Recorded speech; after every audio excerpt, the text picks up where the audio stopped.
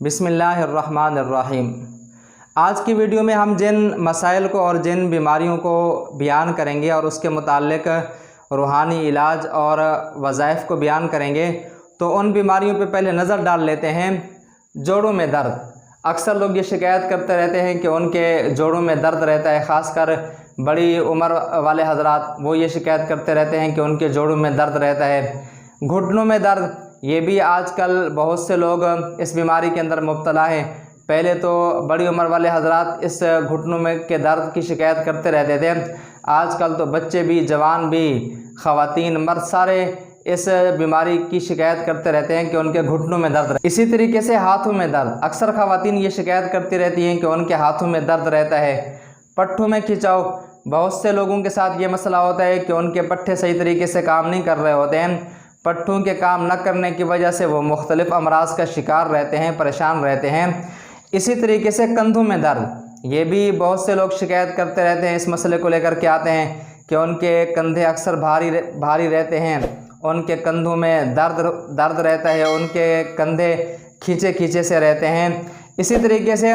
پاؤں میں درد، بہت سے لوگ یہ شکایت کرتے رہتے ہیں کہ ان کے پاؤں زمین پر بھی نہیں جاتے، اتنے ان کے پاؤں میں تکلیف ہو رہی ہے، پاؤں کی انگلیوں میں تکلیف ہو رہی ہے۔ بہرحال اگر ان امراض کا آپ شکار ہیں، آپ میں سے کوئی ان امراض کا شکار ہے کہ ان کے گھٹنوں میں درد ہے، ان کے پٹھوں میں درد ہے، ہاتھوں میں درد رہتا ہے، اسی طریقے سے پاؤں کے اندر درد رہتا ہے، کندھے ان کے کھینچے سے رہتے ہیں، تو ان سب بیماریوں کے لیے بہت ہی آسان سا عمل ہے، بہت ہی آسان سا وظیفہ ہے۔ دو عمل میں آپ کو بتا رہا ہوں، آپ اگر ان اعمال کو، مختصر سے اعمال ہیں، اگر آپ ان اعمال کو، ان وظائف کو کریں گے، اللہ تعالیٰ کے فضل و کرم سے شفا دینے والی ذات اللہ تعالیٰ کی ہے، اللہ تعالیٰ آپ کو ان امراض سے ضرور شفا نصیب فرمائیں گے اور آپ کی ڈاکٹروں سے اور دوائیوں سے جان چھوٹ جائے گی۔ پہلا عمل یہ کہ سورہ بنی اسرائیل کی آیت نمبر 105 وَبِالْحَقِّ، میں آیت پڑھ رہا ہوں، وَبِالْحَقِّ أَنزَلْنَاهُ وَبِالْحَقِّ نَزَلَ وَمَا أَرْسَلْنَاكَ إِلَّا مُبَشِّرًا وَنَذِيرًا، سورہ بنی اسرائیل آیت نمبر 105۔ کرنا یہ ہے کہ اس آیت کو، کوئی سا بھی آپ تیل استعمال کرتے ہیں، سرسوں کا تیل آپ استعمال کرتے ہیں، کھوپرے کا آپ تیل استعمال کرتے ہیں، یا اور کوئی تیل آپ استعمال کرتے ہیں، جو بھی آپ کو تیل اچھا لگے، اس تیل کے اندر اس آیت کو اول آخر 3 مرتبہ درود شریف پڑھ لیں۔ اس آیت کو 3 دفعہ یا 7 دفعہ یا 5 دفعہ اس آیت کو پڑھ کر کے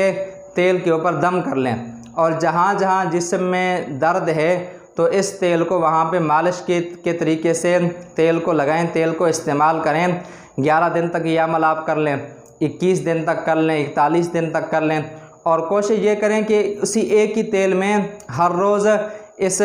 آیت کو دم کر لیا کریں۔ ایک وقت مقرر کر لیں، اس وقت مقررہ کے اوپر ہر روز اس آیت کو تیل کے اوپر دم کر لیا کریں، اور اسی تیل کے اندر اور تیل مکس کرتے رہیں، ملاتے رہیں۔ اگر یہ تو آپ نے کرنا ہے۔ اگر ممکن ہو تو کسی سفید پرچی کے اوپر سیاہی والے قلم سے، کالے قلم سے اس آیت کو لکھ بھی لیں، وَبِالْحَقِّ أَنزَلْنَاهُ وَبِالْحَقِّ نَزَلَ وَمَا أَرْسَلْنَاكَ إِلَّا مُبَشِّرًا وَنَذِيرًا، اس آیت کو لکھ کر کے، پرچی کے اوپر لکھ کر کے، جیسے عام طور پہ تعویذ وغیرہ کے اوپر لکھا جاتا ہے، تو وہ پرچی اور وہ تعویذ اسی